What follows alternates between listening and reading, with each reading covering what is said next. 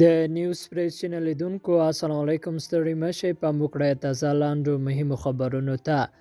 د کندهار سوداګرۍ خونه د فابریکو د تړلو په اړه اندېښمنه ده. د کندهار د سوداګرۍ او پانګونې خونه په دې ولایت کې د ډیرو فابریکو د تړلو په اړه اندېښنه ښیي. د دې خونې مرستیال فضل حق مشکني نن چهارشنبه ضرور ته وویل د طالبانو له واکمنېدو سره تر اوسه چې له 3 میاشتو زیات وخت تېرېږي، د برېښنا او خامو موادو د نشتوالي او د بانکي ستونزو له امله د ډیرو فابریکو فعالیتونه درېدلي دي. مشکني وایي پخوا په کندهار کې 450 لویو وړو فابریکو فعالیت کاوه، خو اوس له 10 تر 15 فابریکې له جنراتوره په استفادې سره فعالیت کوي. د مشکني په وینا د فابریکو کې ملوچ، غوړي، خوراکي توکي، مرمر، ډبر، صابون او پلاستیکي لوښي تولیدول. نوموړی زیاتوي د دې فابریکو په تړل کېدو سره په سلګونو کسانو مزګر شوي دي. د کندهار د سوداګرۍ او پانګونې خونې مرستیال وایي څو ځله یې دا ستونزه له مسؤلو چارواکو سره شریکه کړې ده او هغوی ژمنه ورسره کړې چې دا ستونزه به ژر حل کړي.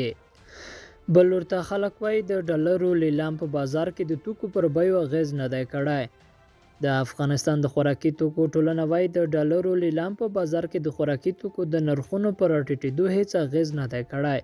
د دې ټولنې مشر فضل الرحمن نن چهارشنبه ضرور ته وویل چې ټول سوداګر په دې تمه وو چې بازار ته د ډالرو وړاندې کول به د خوراکي توکو په نرخونو اغیز وکړي، خو په خبره یې داسې ونه شول.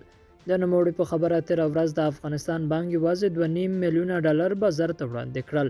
د خوراکي توکو د ټولنې د معلوماتو پر بنسټ اوس هم د اوړو د یوې بوجۍ بیه له 2220 نه تر 2240 افغانیو پورې دی او د غوړیو 14 کیلوي ټیم له 2500 تر 2520 افغانیو پورې پلورل کیږي.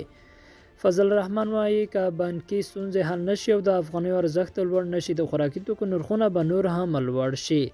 تېره ورځ د افغانستان بانک اعلان کړی و چې د افغانیو د ارزښت د لوړولو په خاطر 10 میلیونه ډالر په بازار کې لیلاموي. لیدونکو له غوږ نیونه مو مننه، ښې چاره.